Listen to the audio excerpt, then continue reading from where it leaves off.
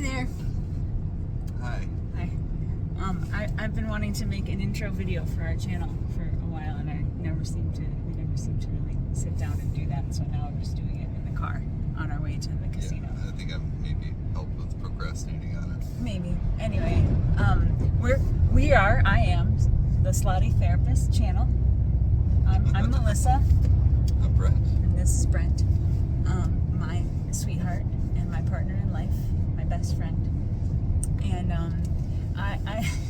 so cute. And we started a channel, and it was sort of an accident. It didn't really mean to happen, but then again, neither did we mean to become gamblers. No, that was definitely an accident. That was an accident, and we can kind of thank Steve Albini for that, actually. Yeah, it's all Steve Albini. Well, he was a gambler too. I know, I was going to say, because he liked poker. Yeah. And billiard stuff, of course. But so this is kind of a thank you tribute video to him as well, because we're both music people, and we were supposed to. Last year, Brent was going to take his kid actually to go see Shellac in Chicago, and the day that he bought tickets for that show, Steve Albini died, and he found out like an hour after he bought the tickets that Steve Albini had just died, and he's kind of one of our main rock heroes, and actually something that we shared in common when we first met all those years ago was our love of similar music. So anyway, so he ended up not taking his kid to go see the show, and he asked me if I still wanted to go because they were still having the show in Chicago. We had hopes it would be like a tribute or something. We thought it would end up being a lot more of a real homage to Steve Albini, but it ended up just being the other bands that were slated to play it. They kind of tossed in a mention of him. But in any case, we ended up going to Chicago for a few days.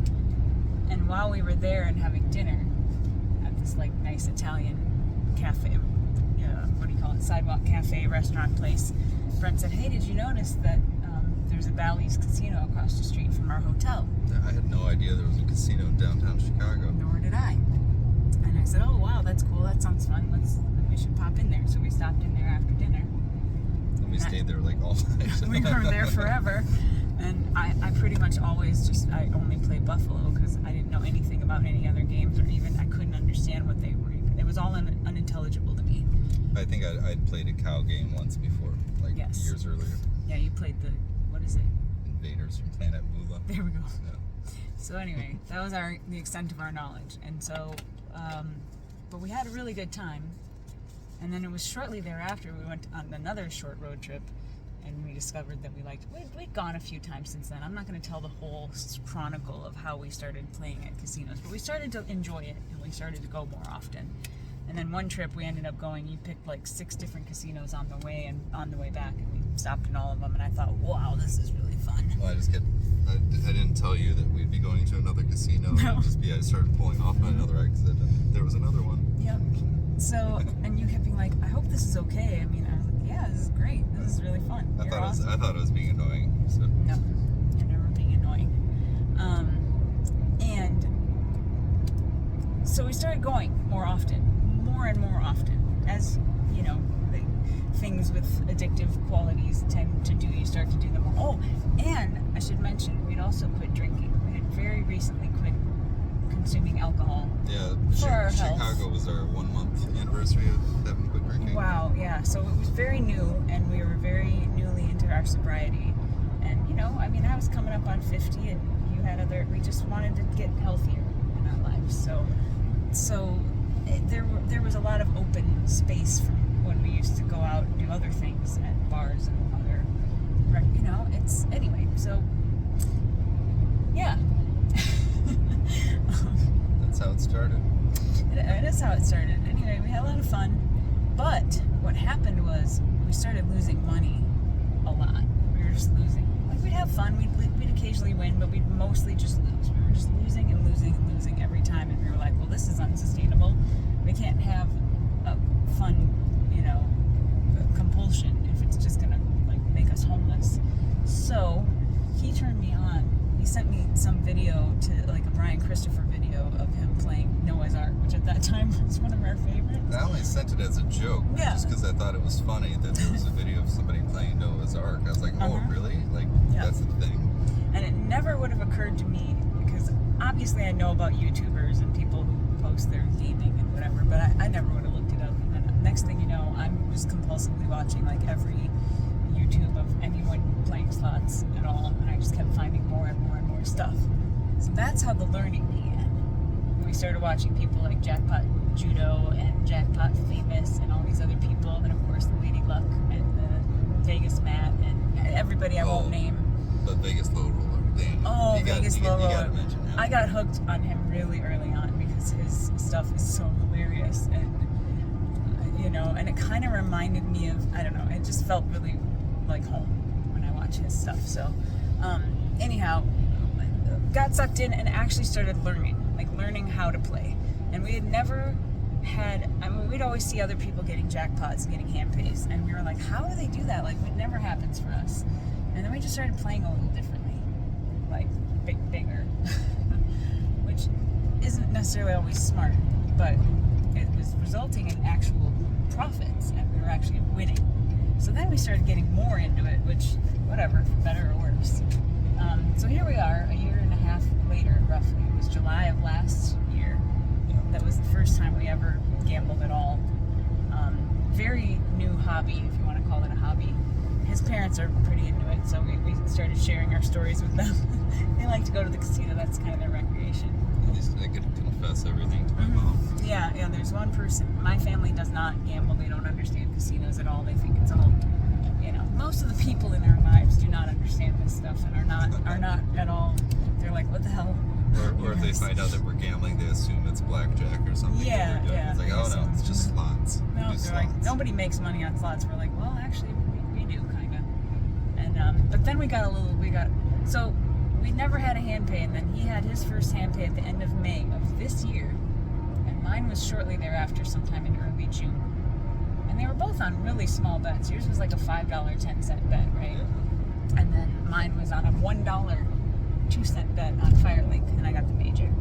And it was like crazy. They were in such rapid succession, and from then on, it was like nonstop. It's just been nonstop. It's like, at this point, we go out and we expect to get about 3 each trip on average. Sometimes pretty more, much, at least. Sometimes 5 or 6, sometimes 7, and then. But at least one.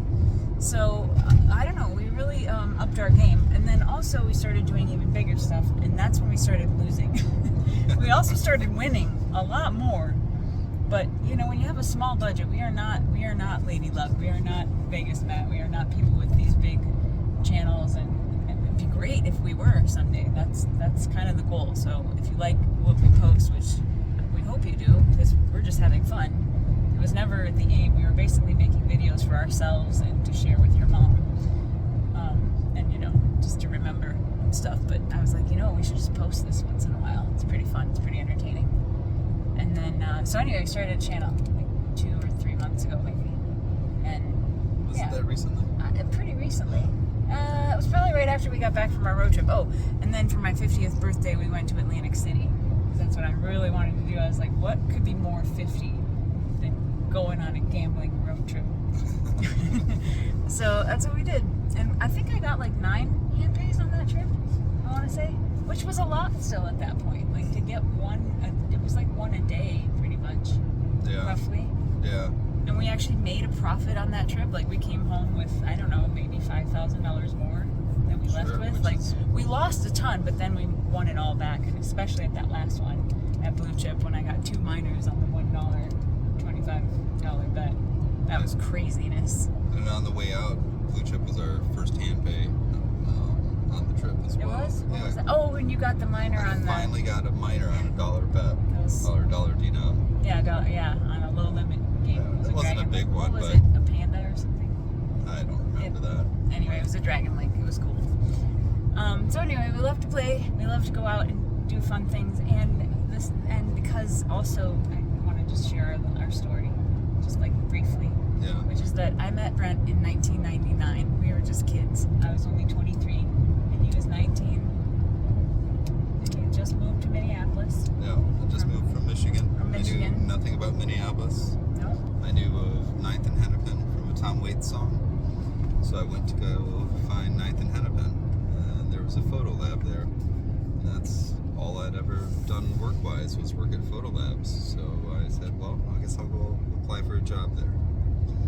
That's where I worked. And then I went and I got hired and I started and they threw me up in the mini lab and then I met Melissa. But we were just really friends. We became friends really quickly. We hung out all the time on our breaks and we'd go record shopping and talk about music and make each other mixtapes and whatever, copy each other, cassette tapes of music that we both really were into and very similar stuff. You were sharing a lot of stuff, like I was like really into the Black Heart Procession and you were really into 3 Mile Pilot, so you copied some of that stuff for me and that was like, oh, I didn't even know about this other band. And anyway, it was really fun. Oh, which also segues into so now all these years later, still a Black Heart Procession fan, still love them. Yeah. Was listening to them like obsessively, and then again, and then I was like, you were like, oh, they're going, you know, they have a new record out, so that means they're probably going on tour, I would think. And I was like, oh, I bet they are. And so I Googled it and found out, you'll never believe this, but Black Heart Procession, they're playing a couple shows in New York really soon, probably too soon to go, but they're also playing a cruise from Miami to the Dominican Republic with Modest Mouse and who all else? David Cross and Kurt Vile and I don't know, some other bands. Other people. A lot of other people that we really like. just care about Black Heart Procession. And that was it. I was like, this is the weirdest sentence I've ever said. I texted his daughter and I said, I'm taking your dad on a cruise to see the Black Heart Procession and gamble from Miami to the Dominican. I don't know, something like that. Anyway, so that's coming up in February. Yeah. Just the perfect mixture. And I've never wanted to go on a cruise, but now I do. And I can't wait. Now that's like all you want to do. Now it's all I want to do, actually. Yep. But anyway, so I've known Brent for a little over 25 years, and one day I hadn't seen him or hung out with him in a long time, but we bumped into each other here and there, and you know, he was married for a long time, and I went through a lot of life in the meantime, and lots of things happened, but we'd always kind of, whenever we'd see each other, like, oh, it's so good to see you, we should hang out. You still have my number? Yeah. And then I'd text you once in a while, but one time I texted him up, and he responded, and we ended up talking, and like, you were running a tournament in Hudson, so I stopped in and visited. I don't know, we just caught up, and it was like great. And then one night, not too long ago, I was over at Brent's apartment, and my friend went in the bathroom, and I just went to hug him. I was like, I love you, it's so good to hang out with you again. And then he kissed me. And you remember what you said to me? Yeah. He said, I've been wanting to do that for 25 years. And that was a really beautiful moment. So that's us. That's our story, and that's how we ended up together all the time. And just, oh, I love you so much. Love you too. And now we're gonna go gamble. We're gonna go win a car. Go win a Honda Pilot for you. But anyway, we just really like making videos of us playing because it's what we really like to do among many other things that we love. And so yeah. So we'll keep doing that. I love you. You're so amazing. Yeah. Well, that's as real as it gets, folks. So you're gonna just have to like and subscribe for some more content like this. It's quality. It's real. It's the real deal. We do not have any kind of crazy budget. I'm a therapist, like the name suggests, and I just thought it would be funny to come up with kind of a cheeky name for our channel. And so we'll be doing things like question sessions where you can write in and I'll answer your questions, and it'll be called Slotty Therapist Daily. STD for short. And so we're going to start doing stuff like that and more. And then when we actually have enough of a budget, we're going to start doing really cool stuff like giveaways and fundraisers for good causes of things that we care about. So more to come. So please join us. It's going to be really, really fun.